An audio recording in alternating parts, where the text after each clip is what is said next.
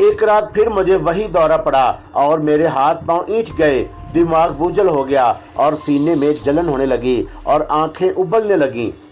घर में सब सो रहे थे और मैं अपने बिस्तर पर मौत और रिसत की कश्मकश में पड़ा था और कोई मेरी मदद के लिए भी नहीं आया, क्योंकि मेरी चीख हलक में ही घुट कर रह गई थी और इस आलम में भी छत पर हस्बे साबक कुछ शबियत सी दिखाई दी।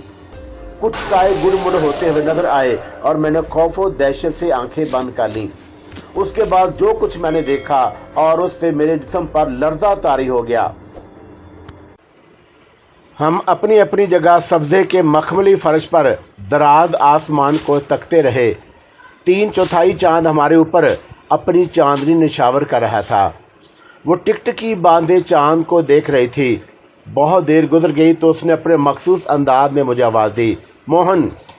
हूँ, और मैंने गनूदा लहजे में जवाब दिया। चंद्रमा को गौर से देखो।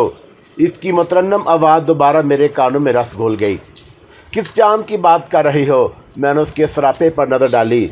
मेरा लहजा बहकने लगा। वो जो आसमान पर नज़र आ रहा है लेकिन नामुकम्मल है, या उस चांद को देखूं जो हर लम्हा मेरी नज़रों के सामने पूरी आबोताब से चमकता रहता है। उसकी चांदनी मुझे गुस्ल देती है, मेरे वजूद पर चटकती है, जो मुकम्मल है, हर एतबार से मुकम्मल, जो मेरी आगोश से अतलू होता है, मेरे दिल की गहराइयों में डूबता है। तुम्हारी बातें भी तुम्हारी तरह ही खूबसूरत हैं। वो बदस्तूर चांद पर नज़र जमाए जमाए बोली, मेरे बारे में कुछ नहीं कहोगी? तुम भी खूबसूरत हो। और उसके सीने के ज़ेरो-बम में तलातम पैदा होने लगा। तुम्हारी सुंदरता ही ने मेरा मन मोह लिया है। मैं तुम्हारी दीवानी बन गई। तुम्हें पाने के लिए अपना सब कुछ देवी देवताओं की मर्जी पर कुर्बान कर दिया। अब पछता रही हो। मैंने उसे छेड़ने की खातिर कहा तो वो तड़प कर उठ बैठी। मोहन, उसने मेरी बात पर तवज्जो देने के बजाय अजब अंदाज में दरख्वास्त की, अपने भगवान से प्रार्थना करो कि ये चांद कभी मुकम्मल ना हो। आशा, मैंने बेचैन होकर उसे अपने करीब खींच लिया। मुझे बताओ कि तुम इस वक्त क्या सोच रही हो? चांद अगर मुकम्मल हो गया तो कौन सी क़यामत आ जाएगी? आज पहली बार तुम उसके बारे में क्या गौर कर रही हो? तुम नहीं समझ सकोगे, उसने सरदा भरी। मैंने अपनी किताबों पर में पढ़ा है कि जब जब चांद मुकम्मल होता है तो किसी न किसी के जीवन के दिन भी पूरे हो जाते हैं। वो चांद के साथ साथ डूब जाता है। होश की बातें करो। और मैंने उसे अपनी गिरफ्त में लेकर आहिस्ता से झंझोड़ा। ये सब फजूल और मन घड़त बातें हैं, इंसानी वहमा है, कमज़ोर जहन और कच्चे अकीदों की अलामत है। मैं अपनी बात तो नहीं कर रही। वो बड़े पस मुर्दा अंदाज में मुस्कुराई। तुम निराश मत हो, मैं तुम्हें छोड़कर कहीं नहीं जाऊंगी। वो खो सी गई और उसने अपने तपते हुए रुखसार मेरी आंखों पर रख दिए। वो देर तक गुमसुम बैठी रही और मैंने उसे खरीदना चाहा तो बड़ी खूबसूरती से बात टाल गई। मेरी पेशानी का बोसा लिया, अपनी मखरूती और दराज उंगलियों को मेरे सर के बालों में फंसाकर कंघी करने लगी। तुम्हें मेरी सौगंध आशा। मैंने कुछ तवक्कुफ से फिर उसे टटोलने की सही की। मुझे बताओ कि तुम क्या सोच रही हो? तुमने आने में बहुत देर लगा दी मोहन। उसका लहजा ख्वाबनाक हो गया। हाँ, मैंने तासफ का इज़हार किया, मगर आखिरकार मैं खींचता चला आया। तुम्हारा प्यार सच्चा था शायद, उसने बहकी आवाज़ में जवाब दिया। मुझे खुशी है कि तुम आ गए और अब हमें कोई जुदा नहीं कर सकता। मैंने बड़े वसूख से कहा, तुम्हारा चंद्रमा भी नहीं। मैं तुम्हें जमशेद की बजाय मोहन कहती हूँ। उसने मेरी निगाहों में झांका। तुम्हें बुरा तो नहीं लगता? नहीं। मेरे वजूद की गहराइयों में एक छनाका हुआ। अब सिर्फ मोहन ही रह गया है। जमशेद आलम को तो मैं कलकत्ते में बन्नो बेगम के कोठे पर ही दफन कर रहा था। एक बात बताऊं, बुरा तो नहीं मानोगे? कहो। मैंने दोबारा सब्दे पर दराज होकर उसके जानों पर सर रख दिया। बन्नो बेगम और बख्तावर के कत्ल में भी मेरे ही इरादे को दखल था। वो मेरा कुशादे सीने पर उंगलियां फेरते हुए बोली, अगर तुम बानो को लेकर फरार होने में कामयाब हो जाते तो वो तुम्हारे गले का हार बन जाती। मेरी मनोकामनाएं अधूरी रह जाती, मेरे सपने टूट कर बिखर जाते। तुमने अच्छा किया। और मैंने उसके गालों पर चुटकी ली। तुम्हारे मुकाबले में बानों का सौदा शायद मुझे घाटे में ही रखता। तुम बहुत अच्छे हो मोहन। उसकी मखमूर निगाहें मेरे चेहरे पर फैलने लगीं। नहीं, मैंने शौकी से कहा, मैं नहीं, सिर्फ तुम जानते हो कि मैं कौन हूँ? उसने तजस्सुस से दराफत किया। हाँ, मैंने मध्यम सुरों में उसकी मदाह सराई शुरू कर दी। मेरे दिल की रानी हो, मलका हो, मेरी आत्मा हो। मैं सिर्फ इतना ही जानता हूँ कि तुम मेरे पास हो, बिला शिरकत गैरे मेरी मलकियत हो। मुझे तुम पर मुकम्मल इख्तियार है। कोई और भी मेरा दावेदार होता तो तुम क्या करते? वो मुस्कुराकर बोली, मैं उसे नर्क में झोंक देता। और अगर मैं किसी और को मन में बसा लेती तो वो मुझे छेड़ने लगी तो मैं अपने जिस्म को आग लगा देता, गले में रस्सी का फंदा डालकर किसी दरख्त से झूल जाता। तुम्हारे हक में कभी दस्तबरदार ना होता। ऐसा कभी मत करना मोहन। वो फिर किसी ख्याल से मुस्तरब हो गई। मैं तुम्हें बहुत बलवान, बहुत दराज कद, बहुत बुलंद देखना चाहती हूँ, इतना महान कि कोई दूसरा तुम्हारे सामने सर ऊंचा न कर सके। सच। और मैंने उसको खुश देखने की खातर हैरत से आंखें पिटपिटाईं। इतनी महान शक्ति मुझे कौन देगा? वो जज्बाती हो गई। मैं अपने शरीर, अपने बादू, अपनी आंखों की सारी शक्ति तुम्हारे चरणों में ढेर कर दूंगी। तुम जो चाहोगे सो पूरा होगा। कोई तुम्हारा रास्ता खोटा नहीं कर सकेगा। आशा, मैं चीख उठा। तुमने फिर वही दिल दुखाने वाली बातें शुरू कर दी। क्या मैं अपने हाथों से अपना सीना फगार कर लूं, अपनी आंखों को खुर्च कर हल्कों से बाहर फेंक दूं, अपना आप लहूलहान कर डालूं? नहीं मोहन। उसने मेरा चेहरा अपने नर्मो गुदाद हथेलियों पर उठा दिया और मुझे बेख्तियार चूमते हुए बोली, अब मैं ऐसी बातें नहीं करूंगी, लेकिन आज हम दोनों को एक दूसरे को एक वचन देना होगा। कैसा वचन? ये तुम्हें बैठे बैठे दीवानगी के दौरे क्यों पड़ने लगते हैं? तुम्हारे प्यार ने तुम्हारी आशा को दीवाना कर दिया है, उसने बड़ी लगावट से कहा। फिर मेरे गालों पर अपना गाल रगड़ते हुए बोली, हमें वचन देना होगा कि किसी एक के ना होने पर दूसरा अपने जीवन को ख़त्म करने की कोशिश नहीं करेगा। नहीं मोहन, नहीं। दरमियान में कोई बात कहने की कोशिश मत करो। उसने मेरा इरादा भांप कर मेरे होंठों पर उंगली रख दी। बात जारी रखते हुए कहा, हमें एक दूसरे की सौगंध खाकर अपने दिए हुए वचन का पालन करना होगा। एक शर्त मेरी भी है। वो क्या? तुम्हें बताना होगा कि अचानक तुम इस किस्म की बातें क्यों कर रही हो। मैंने जिद की। बस। और मन में एक ध्यान आ गया था। वो मुस्कुराने लगी। इस ध्यान का कोई कारण नहीं। फिर वचन देने लेने की क्या ज़रूरत है? मैंने बरहमी का इजहार किया। तुम बड़े कठोर हो, उसने बड़ी अदा से कहा। फिर फूलों से लदी किसी महकती शाख की तरह लचक कर मेरे गोश में समा गई। उस रात उसने मुझे होंठों के जाम कुछ ज़्यादा ही पिला दिए। वो बड़ी जज्बाती हो रही थी। ये कैफियत उसे पहले कभी तारी नहीं हुई थी। जाने क्यों उसकी तशंगी का एहसास कुछ ज़्यादा ही शिद्दत इख्तियार कर गया। बार बार वो मुझे पूरी क़ुव्वत से अपने गुदाज जिस्म में छुपा लेती, मेरे सर पर तेजी से अपने हाथों की उंगलियां घुमाने लगती। उसकी खिलाफ मामूल हरकतों ने मुझे भी दहशत अदा कर दिया। मैंने सोचा कि कोई बात ज़रूर है जो वह मुझसे छुपा रही है। मैं मुस्तरब हो गया और मैंने उसके दोनों हाथ थाम लिए।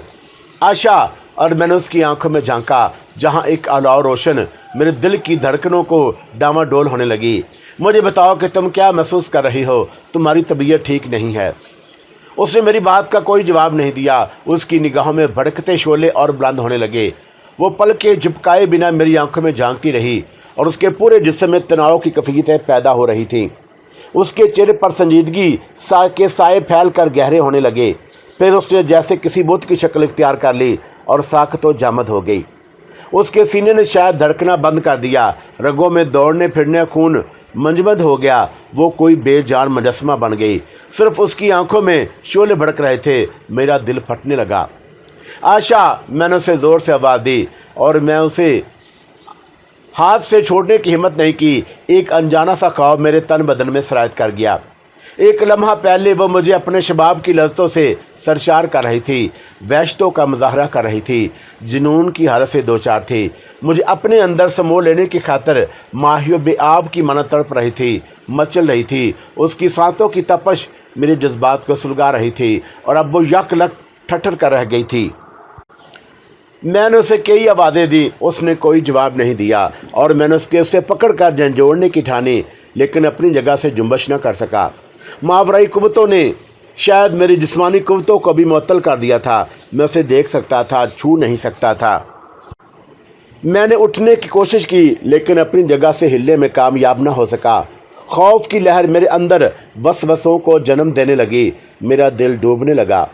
शायद कीचू का वक़्त पूरा हो चुका था। वो बैठे ही बैठे हमेशा के लिए खामोश हो गई थी। गालबन उसकी आत्मा उसके शरीर का साथ छोड़ गई थी। सिर्फ उसका जिस्म मेरे सामने बाकी रह गया। किसी लम्हे वो भी मेरी निगाहों से उज्जवल हो सकता था, लेकिन वो अलाव जो उसकी फटी फटी आंखों में भड़क रहा था वो क्या था? क्या मेरी निगाहों का फ़रेब था, सहर था, या वो चिता की आग थी जो उसके जिस्म को जलाकर राख कर देने की खातर भड़काई गई थी? मैं पागलों की तरह चिल्लाने लगा। मेरी आंखें उसके हसीन वजूद पर फिसलने लगी। मैं जिंदा था, जिंदा ना होता तो मेरी आवाज़ भी हलक से ना निकलती। मैं अपनी आवाज़ सुन रहा था, फिजा में उसके बदन की रची बसी तेज़ महक सूंघ सकता था। मेरी आंखें हल्कों में मुतहरक थीं। मेरे दिल की धड़कनों का सिलसिला जारी और सारी था, लेकिन मेरा जिस्म जकड़ लिया गया था। मैं कोई हरकत करने से कासर था। शायद वो देवताओं का अताब था, किसी देवी का शराब और उसके किसी चाहने वाले की बद्दुआ थी, जिसने मेरे और उसके दरमियान एक नादीदा खलीज पैदा कर दी थी। मेरे ज़हन में अनगिनत वाहमें गुडमुड हो रहे थे। उसकी बातें मेरे वजूद के खंडर में सजाए बाज गश्त बनकर गूंज रही थीं। कृष्ण और मुरली की तरह वो भी बार बार यही कहती थी कि मैंने आने में देर कर दी। कुछ देर बेशतर उसने मुझसे कहा था कि मैं दुआ करूं कि चाँद मुकम्मल ना हो। चाँद के मुकम्मल होने से उसकी ज़िंदगी का क्या तल्लुक़ था? मेरी और उसकी मुलाकात के दरमियान कई चाँद तलू हुए थे, कई गुरूब हो चुके थे। फिर उस रोज़ ख़ास तौर पर वो चाँद के मुकम्मल होने से खौफज़दा क्यों थी? मैंने नज़रें उठाकर आसमान की में देखा और मेरी हैरत दो चंद हो गई। मुझे चाँद के गिर्द भी वैसे ही शोले भड़कते हुए नजर आए जैसे कीचू की निगाहों में भड़क रहे थे। मैंने सहम कर आंखें बंद कर लीं। वो सब कुछ नाकाबिले फ़हम था, हैरत अंगेज़, और मैं अपने दिल की धड़कनों का शुमार करने लगा। फिर ऐसे लगा जैसे जंगल में आग भड़क उठी हो। धुएं से मेरा दम घुटने लगा। मैंने आंखें खोलकर अपने ख्याल की तस्दीक करनी चाहिए, लेकिन तड़प कर रह गया। मुझे आंखें खोलने में कामयाबी नहीं हुई। धुएं की बदबू मेरे असान खता कर रही थी। शायद धुआं मेरे वजूद के अंदर उतर रहा था। मौत के तसव्वुर से मेरा जिस्म लड़ने लगा। मैंने कीचू को पुकारना चाहा, लेकिन मेरी आवाज़ हलक के अंदर ही घुट कर रह गई। फिर मेरा ज़हन गुप्त अंधेरों में डूबता चला गया। मैं कितनी देर बेहोशी की कैफियत से दो चार रहा, मुझे उसका अंदाज़ा नहीं, लेकिन इतना बड़े वसूख से कह सकता हूँ कि वो कीचू की आवाज़ ही थी जिसे सुनकर मैंने आंखें खोली। मेरा जिस्म सब्ज़े पर पड़ा था। सबसे पहले मेरी नज़र चाँद पर पड़ी। उसकी चांदनी में कोई कमी वाक़ई नहीं हुई थी। उसके गिर्द आसमान साफ था। तारे एक दूसरे से आंख मचोली खेल रहे थे। मुझे आग के शोले कहीं नज़र नहीं आए। मैंने कीचू पर नज़र डाली। वो मेरे पहलू से लगी बैठी मुझे मखमूर नज़रों से देख रही थी। उन हसीन आंखों में शोलों की बजाय मस्तियाँ मचल रही थी। उसकी दराज जुल्फ़ों का पीछो खम मेरी निगाहों को खैरा कर रहा था। उसकी नरम उंगलियां मेरी पेशानी और सर के बाल सहला रही थी। उसके जिस्मानी नशीबो फराज जिंदा थे। उनकी चमक दमक मांद नहीं पड़ी थी। उसके वजूद की खुशबू मशाम जाम एक सहर घोल रही थी। उसका अदू अदू पहले की तरह गुनगुना रहा था। उसकी शरर बार निगाहें, दराज पलके, शुफ्क ज़दा गालों का गुदाज, होंठों के पैमाने, सुराहीदार गर्दन, जिस्म के ज़ीरो बम, मरमरी बाहें, सब कुछ वैसा ही था जैसा मैं बेहोश होने से बेशतर बारहा बहुत करीब से देख चुका था। मेरी आंखें जलने लगी। क्या सोच रहे हो मोहन? उसके गुदाद होंठों को जुम्बश हुई। फिजा में मंदिर की घंटियों की आवाज़ें गूंजने लगी। तुम? मैंने डरते डरते पूछा। तुम कहाँ चली गई थी? कहाँ गई थी? उसने अपने हाथ मेरे सीने पर रख दिया। यहीं तुम्हारे करीब ही तो थी। फिर मैंने कोई ख्वाब देखा होगा। मैंने उसे झुठलाने की कोशिश नहीं की। तुमने जो कुछ देखा वह सपना नहीं था, वह संजीदा हो गई। फिर वह सब क्या था? मैं उठकर बैठ गया। समय का इंतज़ार करो मोहन, आहिस्ता आहिस्ता तुम सब कुछ जान लोगे। वो मेरे शाने पर सर टिकाकर आसमान की तरफ देखने लगी। आशा, और मैंने उसकी जुल्फ़ों को चूमते हुए आवाज़ दी। वो मध्यम सुरों में बोली। मैं महसूस कर रहा हूँ कि तुम कुछ परेशान हो। मैंने उसके बाजुओं को सहलाते हुए कहा। मुझे अपनी परेशानी का सबब नहीं बताओगी मोहन? वो तड़प कर मुझ में समाने लगी। मुझे वचन दो कि तुम मेरी याद को अपने मन में हमेशा बसाए रहोगे। मुझे भूलना मत। जीवन की आखिरी साइतों तक याद रखना तुम। और मैंने घसीट कर उसे अपनी आगोश में गिरा लिया। उसकी नमनाक निगाहों को घूरते हुए पूछा, तुम ऐसी बातों करोगी तो मैं अपने हाथों से अपना गला घोंट लूँगा।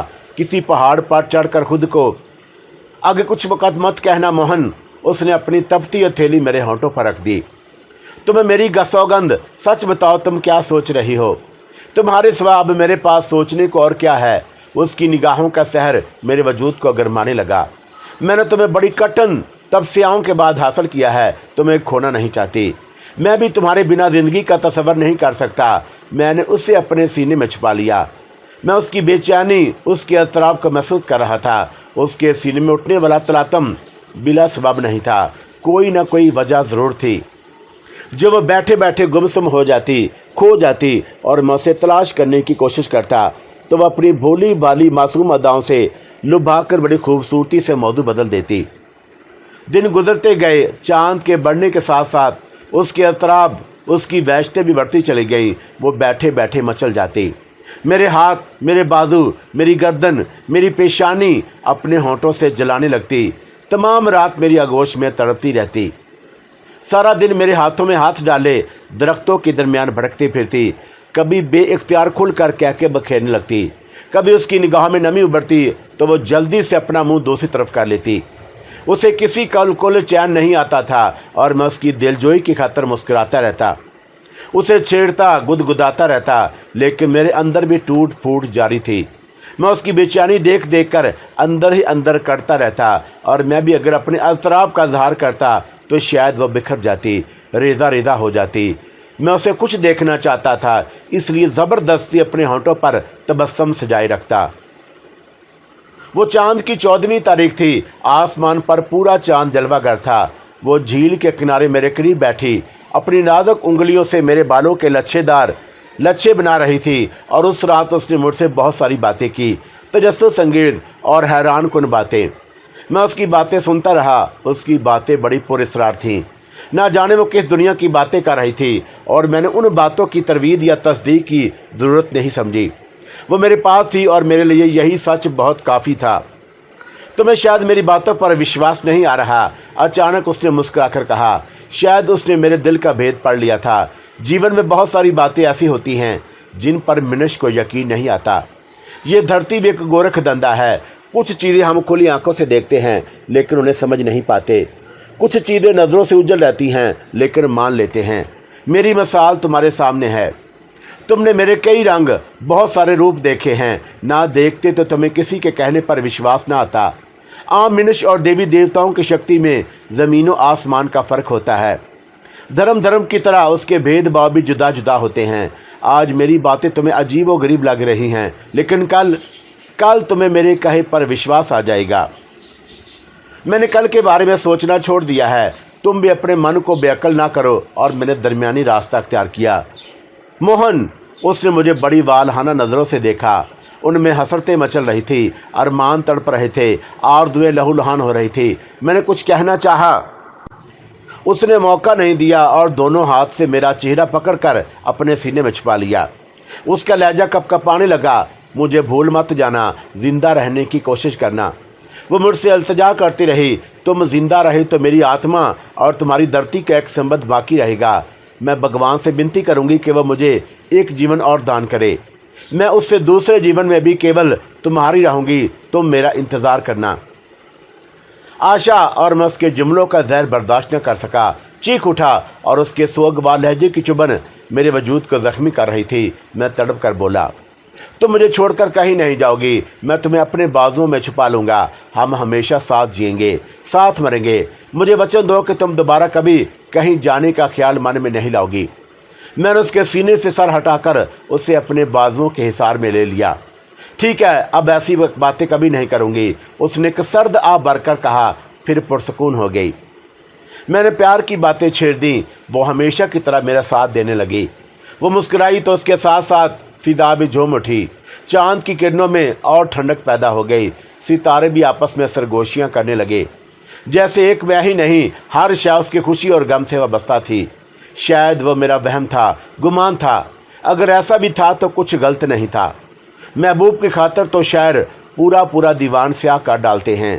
प्यार ही ज़िंदगी है। जो मोहब्बत नहीं करते वो मुकम्मल नहीं होते, अधूरे रह जाते हैं। मोहब्बत की खेती में सिर्फ ससी पुन्नू, हीर रांझा, लैला मजनू या शीरी फरहादी नहीं आए। बड़े बड़े दरवेश और रशी मनी भी मोहब्बत की आग में झुलस कर कुंदन बने हैं। मार्फत के इसरार और रमूज जानने की खातर भी इश्क पहली शर्त है और इश्क किसी से लो लगाए बगैर नहीं पूरा होता। उसकी महराज को पाने के लिए कई मदारज तय करने पड़ते हैं। कई मरहलों से गुजरना पड़ता है। दरमियान में कोई कड़ी टूट जाए तो इंसान होश हवास खो बैठता है, पागल हो जाता है। सिकंदर को भी वालदैन से इश्क था। वो उनकी जुदाई का सदमा ना बर्दाश्त कर सका। कपड़े फाड़ कर जिधर सींग समाए उधर निकल गया। मैं भटकता भटकाता कीचू की जुल्फ़ों के साए तक आ गया। अब उसके कुर्ब ने मुझे दीवाना कर रखा था। मैंने बरसों पहाड़ों और बुलंद घने दरख्तों के दरमियान तनहा शब रोज़ गुजारे थे। मेरी जगह दूसरा होता तो शायद दश्ते नूरदी और तन्हाइयों से तंग आकर किसी बुलंद मुकाम से गहराइयों की सीमत अपने आप को उछाल देता।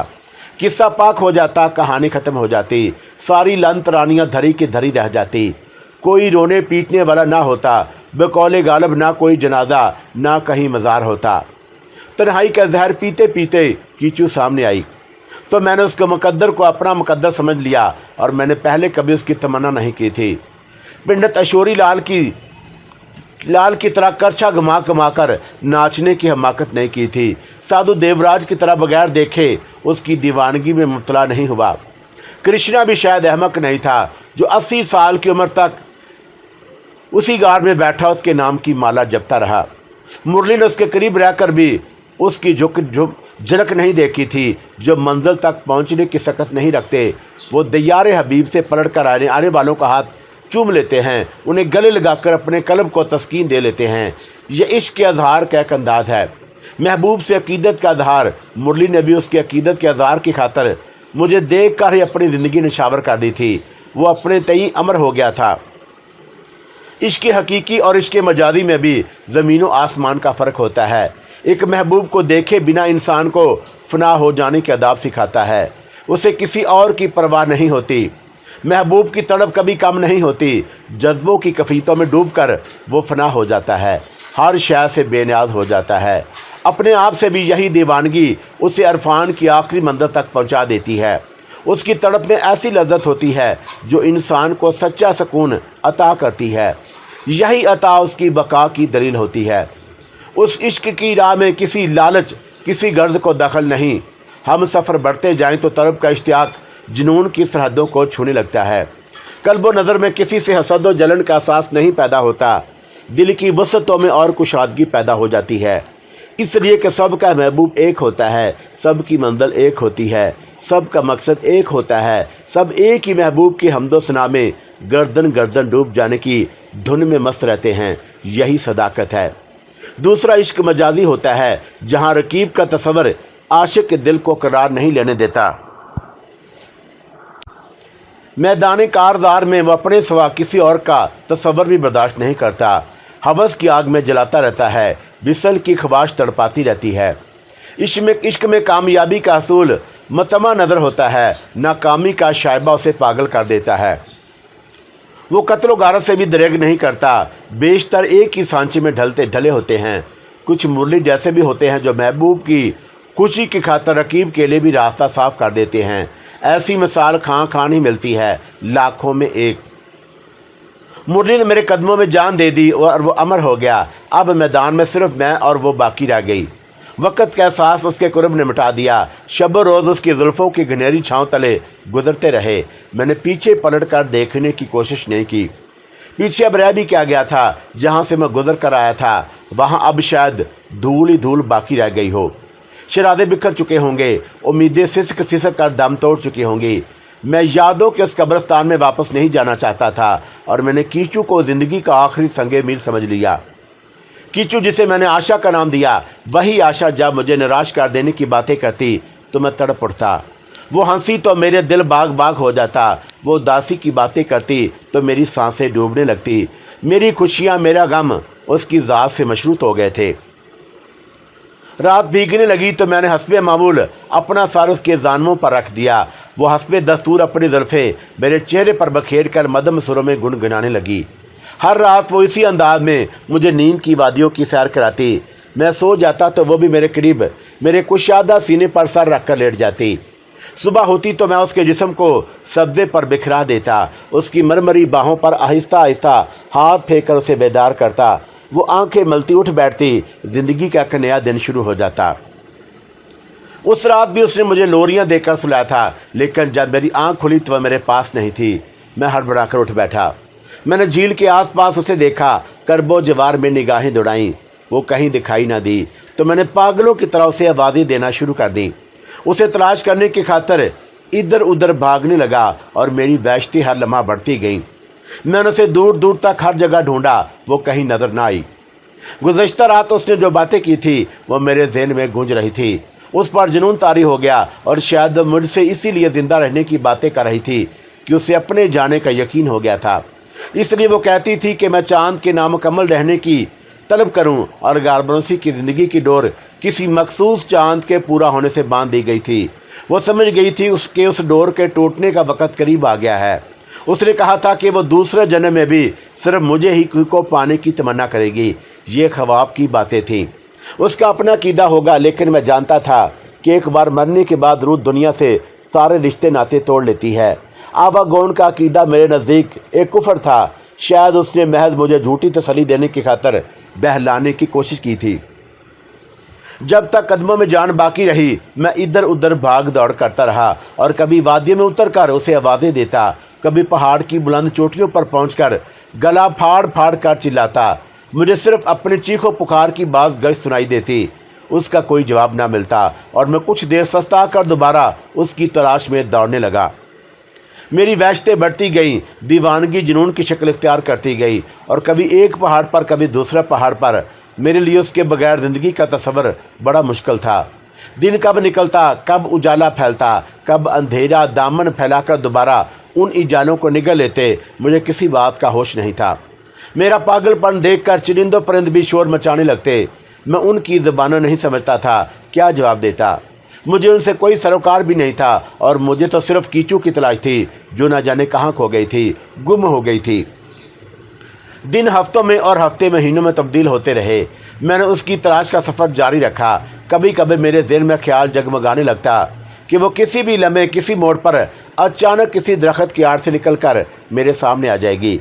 उसने भी बरसों मेरा इंतज़ार किया था, एक उम्र गुजार दी थी। आलाबाद से कलकत्ता, कलकत्ता से बम्बई, बम्बई से रियासत राजेपुर, राजेपुर से इन पहाड़ों और बुलंद दरख्तों तक वादी दर वादी मेरे रास्तों पर आंखें बिछाई बैठी रही थी। अब उसकी बारी आई तो मैं हिम्मत किस तरह हार देता। हो सकता था कि वह मेरा इम्तहान ले रही हो। कहीं करीब ही किसी दरख्त की आड़ में छुपी मुझे मोहब्बत बड़ी नज़रों से देख रही हो। कहीं करीब ही किसी दरख्त की आड़ में छुपी मुझे मोहब्बत की नज़रों से देख रही थी। मैं थक कर बैठ गया तो वो दिल में ख्याल कर क्या करेगी। भाग दौड़ जारी रखने की सूरत में हो सकता था कि उससे मेरी दीवानगी की सदाकतों का एतबार आ जाए। वो छम से निकल कर मेरे सामने आ जाए, मेरी गर्दन में बाहें डालकर कहे, अब बस करो मोहन, मुझे विश्वास आ गया कि मैंने तुम्हारा इंतखाब करने में गलती नहीं की। इतनी जल्दी तुमने मेरे इम्तहान की मुद्दत कम क्यों कर दी। और मैं उसकी आंखों में आंखें डालकर बड़े एतमाद से कहता, तुम्हें तलाश करने की खातर तो मैं पूरी ज़िंदगी गुजार देता। तुम्हारे चरणों में आबले पड़े होंगे। वो तासफ का इजहार करती, ये आबले मेरी ज़िंदगी का हासिल हैं। मैं उसकी पेशानी चूम कर उसे मोहब्बत का यकीन दिलाता, ये तुम्हारे प्यार की निशानी हैं। मोहन वो प्यार की शिद्दतों को महसूस करके दीवानी हो जाती। मुझे अपनी बाहों में छुपा लो, मैं तुम्हें छोड़कर नहीं जाना चाहती। तुम्हारे सीने पर सर रखकर जीना चाहती हूँ।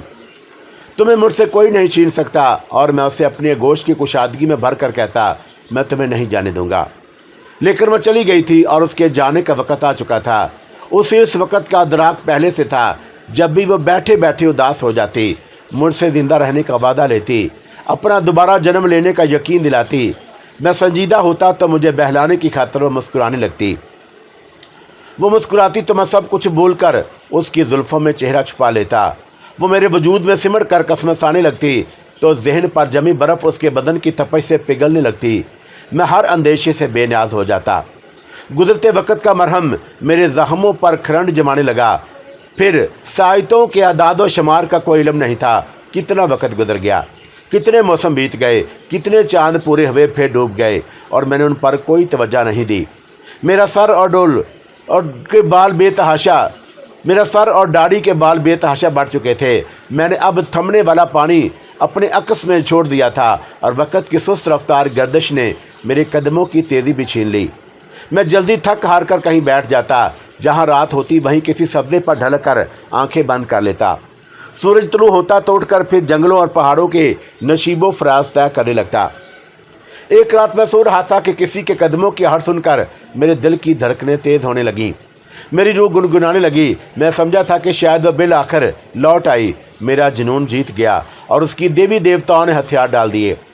मेरी खातर हसदो बूत की कैद से आज़ाद कर दिया गया और सारी शर्तें तोड़ दी गईं। दोबारा मेरे पास आने की इजाज़त उसे मिल गई। मैं कान लगाए कदमों की आहट सुनता रहा। मेरी उमंगों में फिर से खुशियों का सैलाब उमड़ने लगा। मैं हवा में उड़ रहा था जब एक मर्दाना आवाज़ ने मेरे मसल्तों के शीश महल में नकब लगाई। सब कुछ छनाके के साथ ही चकनाचूर हो गया। महाराज, क्या बहुत गहरी नींद सो रहे हो? तुम क्यों आए हो? और मैंने मुरली की आवाज़ पहचान कर बड़े सर्द लहजे में कहा, वो कहाँ है? वो आसमानों पर वापस बुला ली गई है, उसका समय पूरा हो गया था। मुरली ने बड़े तासत से जवाब दिया। और तुम क्यों आए? मुझे उसकी बेचैन आत्मा ने तुम्हारे पास भेजा है। मैंने कोई जवाब नहीं दिया। मुरली की आवाज़ मेरे कानों में गूंजती रही। तुम बेअक्ल रहते हो तो उसकी आत्मा को भी चैन नहीं मिलता। तुम शांत हो जाओ तो वो भी शांत हो जाएगी। महाराज, मेरी बात का विश्वास करो। तुम बड़े भाग्यशाली हो जो तुमने उसे देखा, उसके सुंदर शरीर को छुआ। तुम्हारे दर्शन से तो मेरी मनोकामनाएं भी पूरी हो गई थीं। तुम महान हो महाराज। उसने तुम्हें कुंदन बना दिया है। तुम्हें उसके इंतज़ार में ज़िंदा रहना होगा। उसकी खुशी की खातिर उसकी यही इच्छा है। उसने कहा है कि तो वो तुम्हारे कारण दूसरा जन्म भी अवश्य लेगी। मैं उसके बगैर ज़िंदगी किस तरह गुजारूंगा? मैंने तलमलाकर पूछा। तुम्हें अभी जीवन में बहुत सारे काम निपटाने हैं, मुरली ने संजीदगी से कहा। याद करो महाराज, तुमने बूढ़े कृष्णा से क्या कहा था? तुमने कहा था कि कुछ काम तुम्हारे पीछे अधूरे रह गए हैं। उनको पूरा किए बिना तुम उसके पास नहीं जाना चाहते, परंतु उसकी लगन सच्ची थी, उसका प्रेम सच्चा था। उसने तुम्हें अपने पास बुला लिया। तुमसे पहले उसके स्थान तक कोई मनुष्य नहीं पहुंच सका। उसने तुम्हें अपनी सारी शक्ति दान कर दी। अब तुम्हें इन शक्तियों से अपने अधूरे काम निपटाने में कोई परेशानी नहीं होगी। उसकी आत्मा भी यही चाहती है कि तुम अपने दुश्मनों को नरक में झोंक दो, अपना सारा हिसाब किताब चुकता करो। तुम्हारा मन भी बहल जाएगा, उसकी आत्मा भी बेकरार नहीं होगी। समय गुजरते देर नहीं लगेगी। फिर क्या होगा? और मैंने उसकी खामोशी पर झल्लाकर पूछा। फिर वो तुम्हें दिए हुए वचन के अनुसार भगवान से प्रार्थना करके दोबारा तुम्हारे पास आ जाएगी।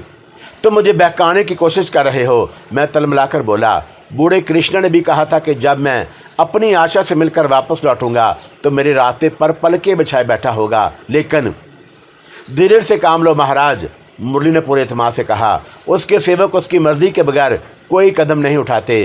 बूढ़ा कृष्णा भी उसी कारण तुमसे दूर दूर था। क्या मतलब? और मैंने उसे वजाहत तलब नज़रों से घूरा। समय का इंतज़ार करो, वक़्त के साथ तुम सब कुछ समझ लोगे, लेकिन उसके लिए तुम्हें उसकी आशा का पालन करना होगा। क्या उसकी आत्मा मुझे किसी रूप में दर्शन दे सकती है? मैंने बेचैनी का मुजाहरा किया। हो सकता है कि उसका अधूरा रूप तुम्हें नज़र भी आ जाए। मैं विश्वास से नहीं कह सकता। तुम मेरा पैगाम उस तक पहुंचा सकते हो। तुम आज्ञा दो महाराज, मैं तुम्हारा पालन करूंगा। उससे कहना कि मैं ज़्यादा देर तक उसका इंतज़ार नहीं कर सकता। मेरी बेकरारी बढ़ने लगी। उसने मुझे दोबारा दर्शन ना दिए तो मैं अपना आप लहूलुहान कर लूँगा। ऐसा कभी ना करना महाराज, मैं विनती करता हूँ। तुमने जीवन से मुंह मोड़ लिया तो उसकी आस भी टूट जाएगी। मुरली के बाद मेरे कानों में उभरी। मैं तुम्हारा पैगाम इस हद तक अवश्य पहुँचा दूँगा, पर मेरी बात का ध्यान भी रखना। और तुम उसकी महान शक्ति के प्यार का दूसरा रूप हो। तुम्हें उसके कारण उसी रूप को जिंदा रखना होगा। इस बातों को भूलना मत महाराज, उन्हें याद रखना। मुरली की आवाज़ में तदरीज मदम पड़ती गई। मैं हड़बड़ाकर आंखें खोल दी। रात का अंधेरा सुबह के जालों से गले मिल रहा था। मैंने चारों तरफ नजरें दौड़ाकर देखा। दूर दूर तक मेरे सिवा कोई नहीं था। मेरी आंखें जलने लगी। उसकी जुदाई का एहसास डसने लगा। सब फरेब की बातें थी। मुलाकात का एक ही तरीका था और मैं अपनी ज़िंदगी ख़त्म कर लूँ। फिर रूह और आत्मा का मिलाप मुमकिन था और मैं उठकर बंदियों की तरफ सरपट दौड़ने लगा। उसे पा लेने का ख्याल मेरे वजूद में अपनी जड़ें मजबूत करता रहा। मेरा सांस फूलने लगा। मैंने रफ्तार कम नहीं की और मैंने उसे पा लेने की खातिर एक करीब तर रास्ता अख्तियार करने की ठान ली। फिर देर किस बात की, मैं दौड़ता हुआ पहाड़ की बुलंदियों तक पहुंच गया। आशा, और मैंने खलाओं में झांकते हुए उसे ज़ोर से आवाज़ दी, मैं तुम्हारे पास आ रहा हूँ और हमेशा के लिए। फिर मैंने बुलंदी से छलांग लगा दी। किसी वजनी पत्थर की मानद नीचे की जन्म लड़कने लगा। अजीतों का एहसास बढ़ने लगा। जोड़ बंद में टीसें उठनी शुरू हो गईं। मैं खुद पर काबू नहीं रख सका और एक वजनी पत्थर से टकराया तो जहन में फुल जड़ियाँ सी छूटने लगी। मैंने हाथ पैर छोड़ दिए। मेरा ज़हन तेज़ी से मुअत्तल होने लगा और फिर हर सिमत गुप्त अंधेरा फैल गया। इन अंधेरों में हर एहसास में डूब गया। सारा खेल एक आखिरी उम्मीद, एक आखिरी सांस का है। उम्मीद पूरी ना हो तो दिल टूट जाता है। सांस उखड़ जाए तो दिल की धड़कनें बंद हो जाती हैं। इंसान मौत की वादियों में गुम हो जाता है। सारे बखेड़े ख़त्म हो जाते हैं। अजीज़ व कुर्बा कुछ दिनों रोते हैं, फिर दुनिया के हंगामों में मसरूफ़ होकर मरने वालों को रफ्ता रफ्ता यकसर फरामोश कर देते हैं। मेरा तो कोई रोने वाला भी नहीं था। वो एक आखिरी सहारा थी। उसके चले जाने के बाद ज़िंदगी का तस्वर बेमानी रह गया। सिर्फ एक आखिरी उम्मीद बाकी रह गई कि शायद वो ज़िंदगी के किसी मोड़ पर अचानक मेरे सामने आ जाए। मैंने उसकी यादों को ज़िंदगी का सहारा बनाकर जीने की ठान ली और मैंने सोचा था कि जब तक सांस और जिस्म का रिश्ता बरकरार है उसकी तलाश से मुंह नहीं मोड़ूंगा। बड़ी हवेली से मुझे पहाड़ों और जंगल तक ले जाने से पहले भी वो एक तवील अरसे तक मेरे साथ आंख मचोली खेलती रही थी। हो सकता है कि मुझसे कुछ अरसे तक का रब्तो ज़ब्त कायम रखने के बाद उसने मेरे इम्तहान की खातर फिर पर्दा पोशी इख्तियार कर ली हो। वो मेरे दावों की तस्दीक के ख्वाह हो और मेरा ये ख्याल एक बहलावा भी हो सकता था, लेकिन बहलावे की तस्दीक के सहारे भी ज़िंदगी गुजारी जा सकती थी। जब मैं उसे कतई बेखबर था तब भी वो मेरी खबरगिरी रखती थी। यास्मीन की दर्दनाक मौत से लेकर दरियाए हगली के पुल तक वो मेरे लिए एक मुअम्मा ही रही। एक नाम के सिवा मैं उसके बारे में कुछ भी नहीं जानता था। हगली के पुल पर मैंने उसके हयोले को देखा, उसकी आवाज़ सुनी, फिर वो नज़रों से उजल हो गई। लेकिन वो मुझसे कभी बेखबर नहीं रही। आड़े वक्तों में मेरे काम आती रही। पंडित अशोरी लाल और साधु देवराज की ज़ुबानी उसके बारे में सुनता था। उनके ख्याल में वो रोए ज़मीन की सबसे ज़्यादा ताकतवर शख्सियत थी, पुरइसरार और लाजवाल कुव्वतों की मालिक। और मैंने उनकी बातों की कभी तरवीद नहीं की, लेकिन ज़ाती तौर पर हमेशा उसकी नफ़ी करता रहा। मैंने अज़े खुद कभी उसके सामने दामन नहीं फैलाया, कभी उसे पाने की तमन्ना नहीं की। मुझे उनकी बातों पर एतबार नहीं था, लेकिन जब वह मुझसे मिली तो मैंने महसूस किया कि उसे सिर्फ उसे मेरी खातर तख्लीक किया गया है। बूढ़ा कृष्ण और मुरली भी यही कहते थे। उसने पूरी धरती पर सिर्फ एक मेरी ज़ात को अपने लिए इंतखाब किया है और मैं उसकी बातों की तस्दीक कर चुका था। फिर इनकार किस तरह कर सकता। मेरा दिल गवाही देता था कि वह देख रही होगी कि उसके बगैर मुझ पर क्या गुजर रही है, मैं किस अजाब में मुब्तला हूँ। एक ख्याल था कि शायद वह मेरी हालत पर तरस खाकर वापस लौट आए, लेकिन मुरली ने दरमियान में आकर खलल पैदा कर दिया और मैंने उसे देखा तो नहीं, सिर्फ आवाज़ सुनी थी। उसने भी वही सब कुछ कहा था जो जाते वक्त कीचू ने कहा था। इस वक्त अगर मुझे ज़रा भी शुबा होता कि वह मुझे सोता छोड़कर चली जाएगी, मैं अपनी आंखों में कांटे डाल देता, उसका हाथ थामे सारी रात पलकों तले गुजार देता। शायद उसे मेरी कफ़ियत पर तरस आ जाता, लेकिन अब पछतावों के सिवा कुछ नहीं रह गया था। मुरली की बातों ने दिल खट्टा कर दिया और जीने का हौसला बाकी रहा तो मैंने बुलंदी पर चढ़कर नशीब में छलांग लगा दी। हमेशा के लिए किस्सा पाक कर देने की ठान ली, लेकिन उसे शायद मंजूर नहीं था। मैंने जिस बुलंदी से अपने आप को गिराया, उसके बाद मेरा जिंदा बच जाना एक मोर्दे से कम नहीं था। मेरी जगह कोई कवि हेकल दरिंदा होता तो शायद वो भी नशीब तक पहुँचते पहुँचते पाश हो जाता, कई हिस्सों में तकसीम हो जाता। लेकिन मेरे मुकद्दर ने मेरा साथ नहीं दिया। शायद किस्मत में जो लिखा वो अभी पूरा नहीं हुआ था। दोबारा मेरे होश बहाल हुए तो मेरी आंखें हैरत से फटी की फटी रह गई। मैंने अपने आप को उसी गार में पाया जहां मेरी मुलाकात कृष्णा से पहली बार हुई थी। वो मेरे ऊपर झुका कुछ बड़बड़ा रहा था, मेरे सर पर हाथ फेर रहा था और मुझे आंखें खोलते देखकर खुशी से दीवाना होकर नाचने लगा। हलक से मुख्तलिफ आवाज़ें निकालने लगा और मैंने अपने आप को टटोल कर देखा। मेरे जिस्म पर कहीं कोई खराश तक नहीं थी, मेरी तवानाई भी मुतासर नहीं हुई थी। मुझे फिर उसका ख्याल सताने लगा। मुझे ज़िंदा रहना होगा। शायद उसकी मावराई कुव्वतों ने बुलंदी से छलांग लगाने के बाद मेरी मदद की होगी। उसके ख्याल से दिल तड़प उठा और मैं खलाओं में घूमने लगा। बूढ़ा कृष्णा बच्चों की तरह उछल रहा था, नाच रहा था, गा रहा था। मुझे दोबारा पा लेने के बाद अपनी खुशी का इजहार कर रहा था।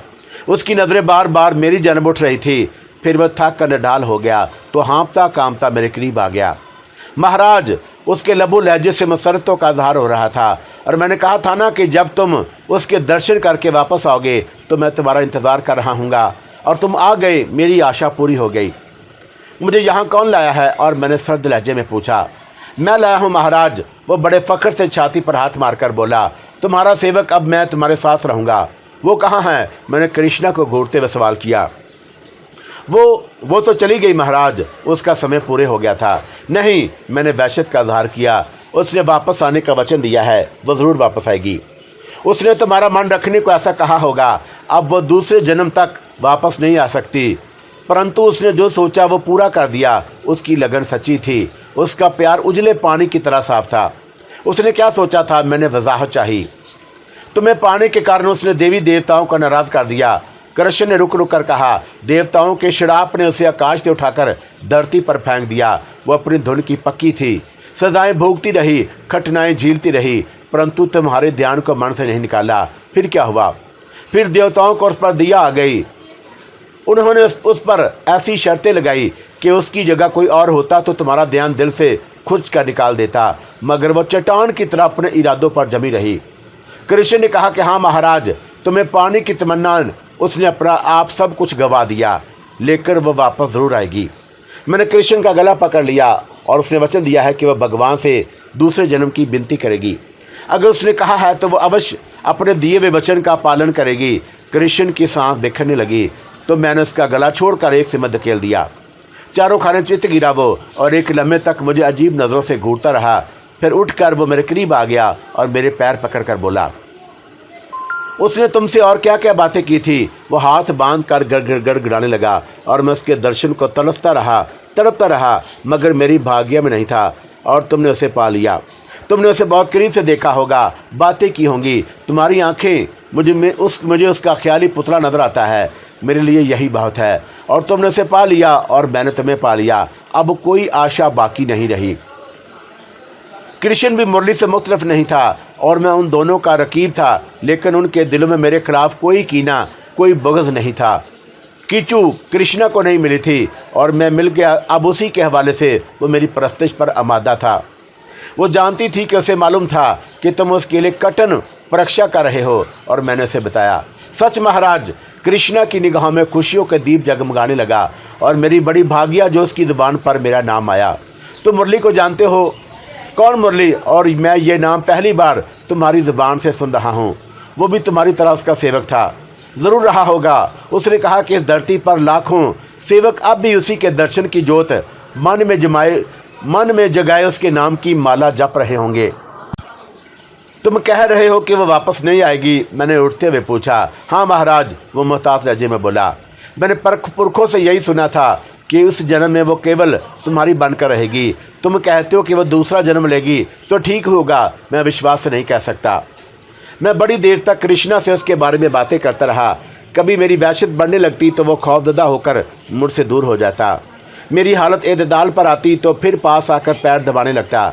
मैं बोलता रहा, वो खामोशी से सुनता रहा। मैं खामोश हुआ तो उसने दबी ज़बान में कहा, महाराज, अब तुम्हें अपने आप को मनवाना है। अपने मन में झांक कर देखने की कोशिश करो। उसने अपनी तमाम महान शक्ति तुम्हें दान कर दी है।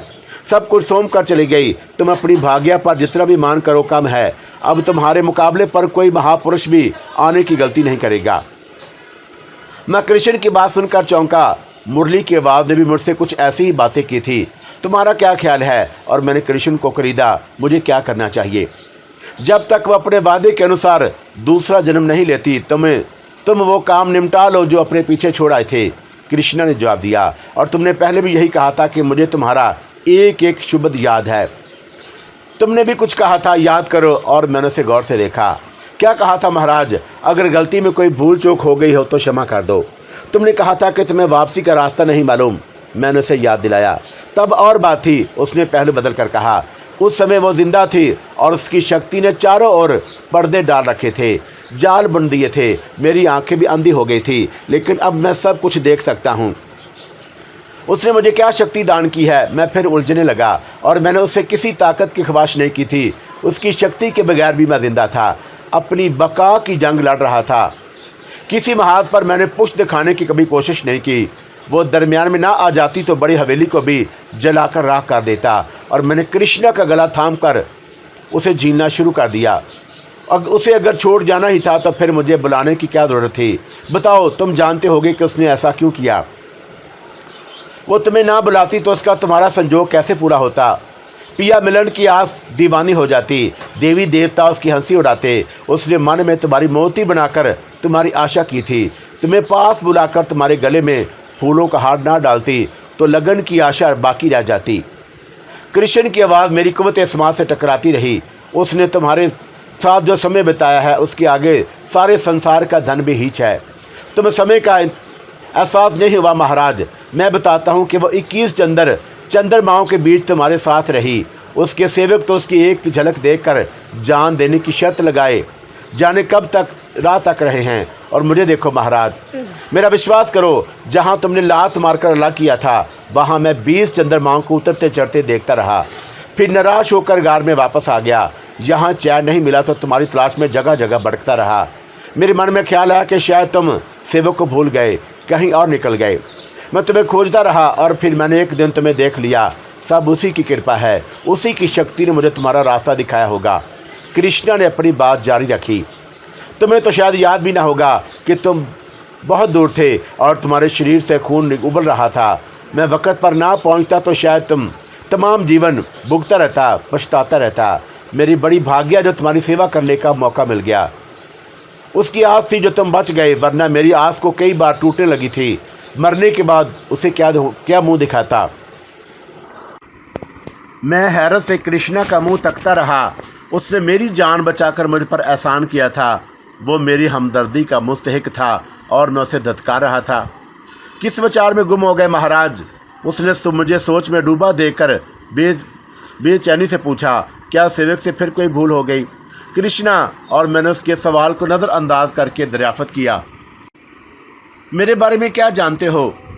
मैं केवल इतना जानता हूँ कि तुम उसकी पसंद हो, जिसके कारण मैंने अपना सारा जीवन दांव पर लगा रखा था। उसके सिवा मैंने कभी कुछ और जानने की कोशिश ही नहीं की। उसके बावजूद कि तुम मेरे साथ रहना चाहते हो। हाँ महाराज, उसने फिर मेरे पैर पकड़ लिए, आरज़ी से बोला। अब यही एक आशा रह गई है कि तुम्हारे चरणों में जान दे दूं। मैं विनती करता हूं कि अपने सेवक को निराश मत करना, अपने चरणों में पड़ा रहने दो। तुम्हारी सेवा में मुझे जो स्वाद मिलेगा वही मेरे जीवन का सबसे बड़ा इनाम होगा। मेरी तपस्या सफल हो जाएगी। मैं उसकी हमाकत पर मुस्कुरा दिया। कैसी अजीब बात थी। एक दीवाना दूसरे दीवाने से होशमंदी का तलबगार था। मैंने उसे मायूस नहीं किया। उसका हाथ पकड़कर अपने बराबर बैठा लिया तो उसकी पलकों पर सितारे जगमगाने लगे। शादी मर्ग की कैफियत तारी होने लगी। खुशी का कोई ठिकाना नहीं रहा। हम दोनों एक ही कश्ती के सवार थे।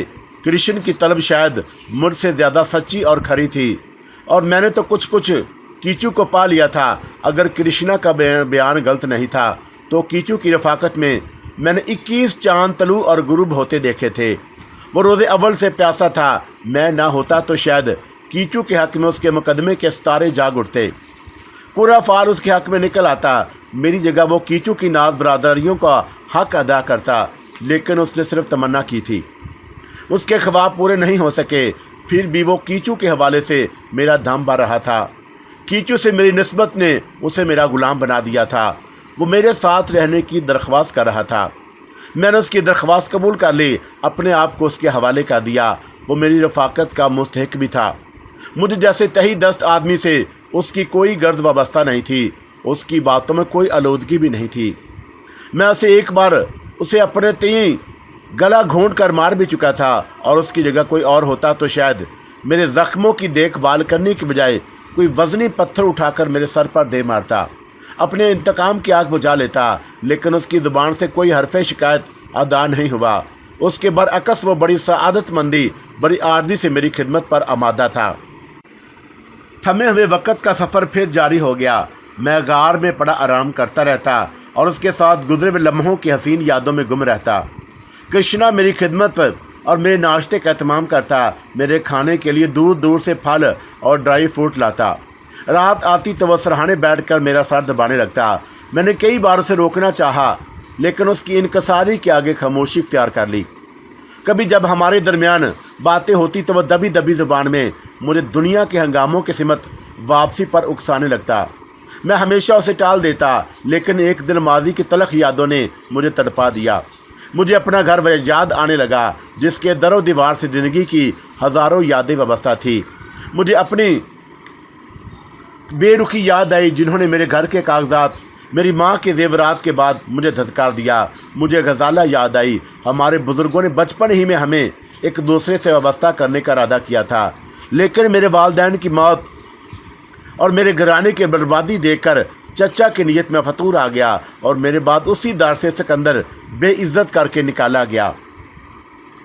किताब माजी के अवराक एक एक करके पलटने लगे तो मेरे अंदर का इंसान जाग उठा। कलकत्ता, बम्बई, इलाहाबाद, रियासत राजेपुर की बातें, यादें मुझे बेचैन करने लगीं। डाली और गुड्डे का ख्याल देर में कचूते लगाता तो मैं तड़प उठता। जगदीप का ध्यान आता तो आंखों में खून उतर आता। मुझ पर बहुत सारे कर्ज वाजबल अदा थे। मैंने वापसी के सफ़र पर आमादगी का इजहार किया तो कृष्णा की खुशी काबिल दी थी। शायद वह उस जंगल बियाबान में रहते रहते कुता गया था। कीचू के बाद अब वहाँ क्या रह गया था।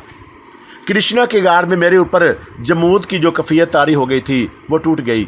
ज़िंदगी का सफ़र फिर शुरू हो गया। मैंने कृष्ण के हाथ पकड़कर आगे कर दिया और ख़ुद उसके पीछे पीछे कदम बढ़ाने लगा। वो बार बार पलट कर मेरी समझ देखता। उसे खदशा था कि मैं दरख्तों के किसी झुंड में छुपकर उसकी निगाहों से उजल ना हो जाऊं। वो हर कीमत पर मेरा साथ छोड़ने को आमादा नहीं था। वो साथ ना होता तो बार बार इसरार ना करता तो हम दोनों की हालत एक जैसी थी। कृष्णा ने अपना निचला धड़ पत्तों से ढांप रखा था। मेरे जिस्म पर वही कपड़ा मौजूद था जो मुरली ने डाल दिया था। हम दोनों वैसी लग रहे थे। सर और जिस्म के बाल बुरी तरह बढ़ रहे थे। मेरे गले में कीचू का डाला हुआ हार अभी तक मौजूद था। मैं सोते जागते उठते बैठते हर वक्त उसका ख्याल रखता। वही तो उसकी आखिरी निशानी मेरे पास रह गई थी। कृष्णा उसके सूखे हुए हार को बड़ी ललचाई हुई नज़रों से देखता। उसने एक फूल की भी तलब नहीं की। तलब करता भी तो मैं इनकार कर देता। शायद वो मेरे इरादे से वाकिफ़ था, इसीलिए हरफ़े मुद्दा कभी ज़ुबान तक नहीं लाया।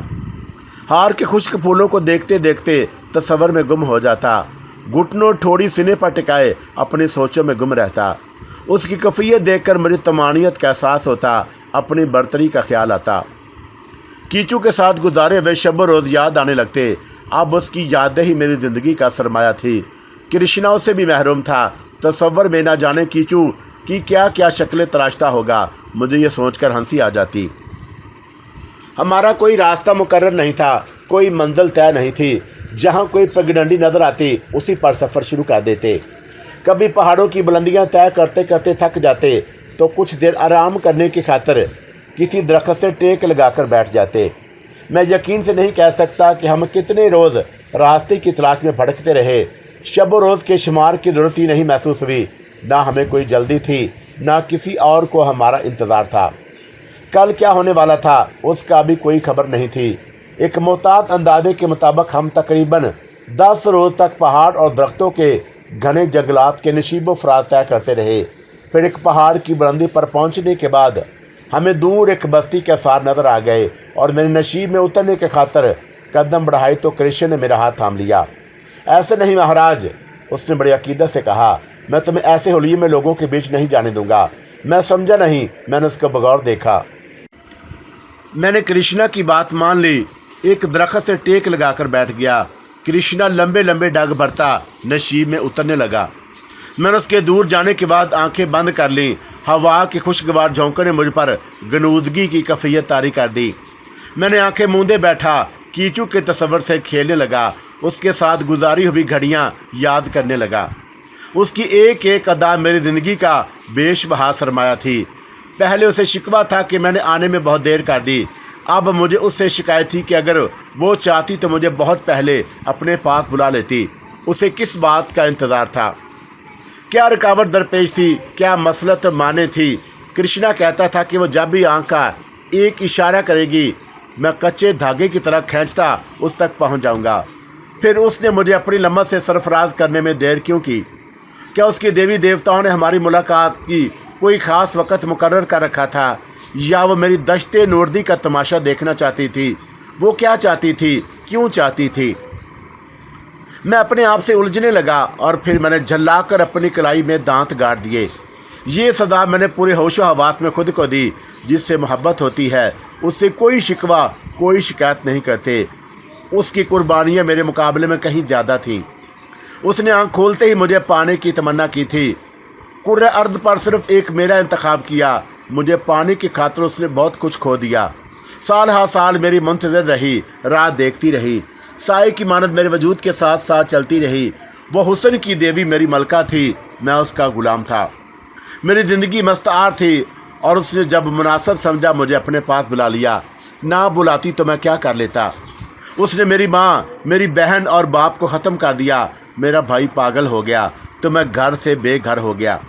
उसके लिए विसल की ये शरात उसकी देवी देवताओं की तरफ से आयद की गई थी। वो बेकसूर थी, मासूम थी, इतनी हसीन, इतनी माहजबीन थी कि उसके लिए 100 कत्ल भी माफ़ किए जा सकते थे। वो कुदरत का अजूबा थी। उसने मेरी खातर जन्नत नुमा एक वादी का इंतखाब किया। मुझे बड़ी हवेली से अपने पास उठा लाई, पहाड़ों और घने दरख्तों के दरमियान आज़ाद छोड़ दिया। खुद अपने शबस्तान में बैठकर मेरा इंतज़ार करती रही। उसने मेरे ऊपर कोई पाबंदी नहीं आयद की। वो चाहती तो अपनी लाजवाल ताकत के ज़ोर से मुझे अपना गुलाम बना सकती थी। मैं बार बार उसके कदमों पर सर रखता। वो हर बार नहूसत से ठोकर मारकर मुझे धत्कार देती, लेकिन वह मुझ पर मेहरबान थी।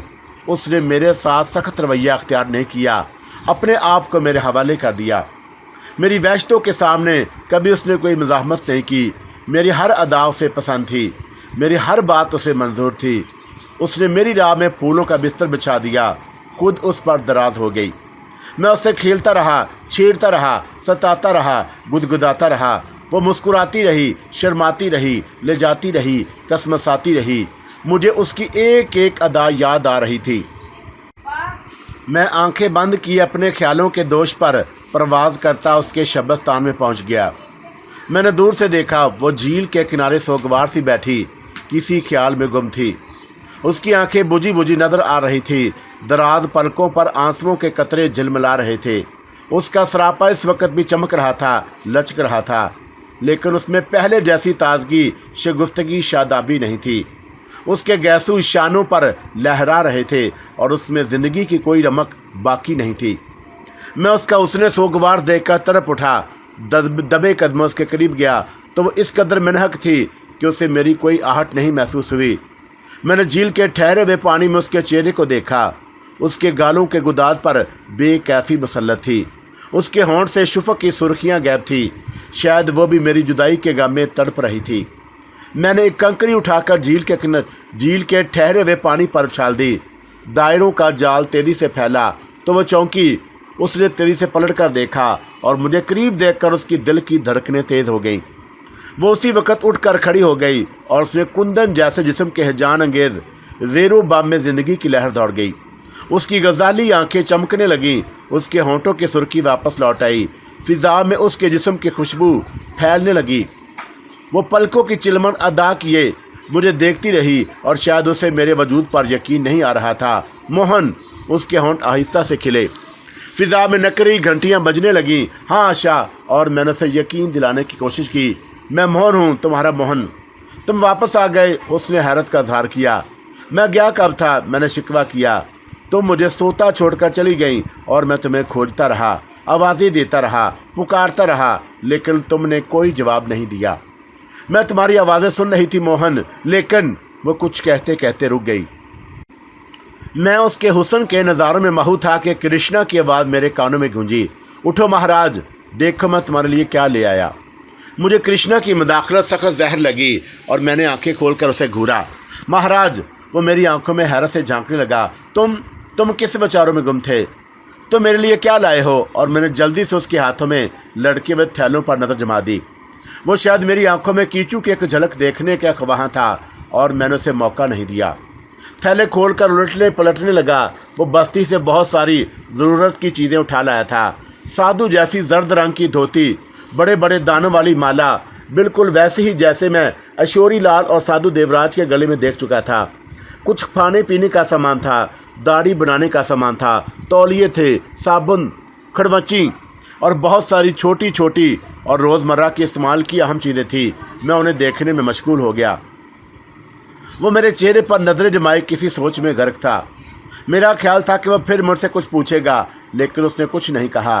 कुछ देर गुमसुम रहा, फिर बोला, आज रात हम यहीं गुजारेंगे। कल सवेरे हुलिया ठीक ठाक करके बस्ती में दाखिल होंगे। उस बस्ती का क्या नाम है? मैंने यूं ही पूछ लिया। ये प्रतापगढ़ के करीब हिंदुओं की एक छोटी सी बस्ती है महाराज। 1000-1200 की मुक्त सी आबादी है। कृष्ण मुझे उस आबादी के बारे में अपनी मालूमात से आगाह करने लगा, लेकिन मेरा जहन कहीं और था। मैंने दोबारा आंखें बंद करके प्रतापगढ़ का नाम सुनकर मेरे दिल की धड़कनें यकलक तेज हो गईं। माजी की तलख यादें जहन के पर्दों पर उभरने लगीं। मेरे अंदर इंतकाम की आग भड़कने लगी। प्रतापगढ़ इलाहाबाद से ज़्यादा दूर नहीं था। वो एक गांव था जिसके बारे में मैं अपने बुजुर्गों से बहुत कुछ सुन चुका था। मुझे अपना घर, अपने माँ बाप याद आने लगे। यास्मीन की पंखे से लटकती लाश मेरे तस्वर में उभरी तो मैंने जल्दी से आंखें खोल दी। क्या बात है महाराज? बूढ़ा कृष्णा मुझे हैरत से देख रहा था। तुम कुछ बेअक्ल नज़र आ रहे हो। तुम कभी इलाहाबाद गए हो? और मैंने उसकी बात नज़रअंदाज करके पूछा। नाम सुना है महाराज, पुरखों का वहाँ आना जाना था। मैं उस समय बहुत छोटा था। मेरे बड़े बताते थे कि इलाहाबाद में 12 साल बाद खम्ब का मेला बड़ी धूमधाम से हुआ करता था। कृष्ण ने अपनी मालूमात बयान की, फिर दबी ज़बान में बोला, क्या तुम्हारा भी कोई संबंध है इलाहाबाद से? हाँ, मैं होंठ चबाने लगा, और मैं उसी शहर का वासी हूँ। फिर तो हम पहले इलाहाबाद ही जाएंगे। वहाँ तुम्हारा घर बार होगा, तुम्हारे बड़े होंगे, सब कुछ था, मगर शायद अब कुछ भी ना रहा हो। मैंने सरदा भरी। मैं समझा नहीं महाराज। वो मेरे चेहरे के तासरात पड़ने लगा। इतनी जल्दी भी क्या है? मैंने सपाट लहजे में कहा। जब साथ साथ हैं तो अपनी आंखों से देख लेना। उसने मुझे अजीब सी नज़रों से देखा, फिर बैठकर मेरे पैर दबाने लगा। मैंने सब्दे पर लेटकर आंखें मूंद लीं।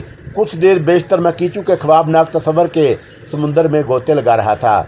उसने कहा था कि कभी कभी वो किसी अधूरी शक्ल में मुझे अपने दर्शन देती रहेगी। बड़े एतमाद से यकीन दिलाया था कि हर जन्म में वो मेरा इंतखाब करेगी, मेरे साथ रहेगी, और मैं उसके अकीदों से मुतफिक नहीं था। उसकी बातों से दिल को करार सा आ गया था, मगर वो करार ज़्यादा देर बरकरार न रह सका। प्रतापगढ़ के हवाले से इलाहाबाद का नाम जहन में उभरा तो मेरे सीने में दबी राख में मादी की कुछ चिंगारियाँ फिर चटकने लगीं। मेरे वजूद में एक हलचल सी मच गई। मुख्तलिफ मनसूबे उभर कर आपस में गुडमुड होने लगे। कृष्ण बड़ी मुस्तैदी से मेरे पाँव दबाता रहा, और उसने कुछ देर बाद खाने को पूछा तो मैंने इनकार कर दिया। कुछ चख लो महाराज, उसने इसरार किया। घर का भोजन खाए एक उम्र बीत गई। तुम खा लो, मुझे भूख लगी तो मैं अभी 2-4 लुकमे जहर मार कर लूँगा। और मेरे वजूद की कड़कवाहट ज़ुबान तक आ गई।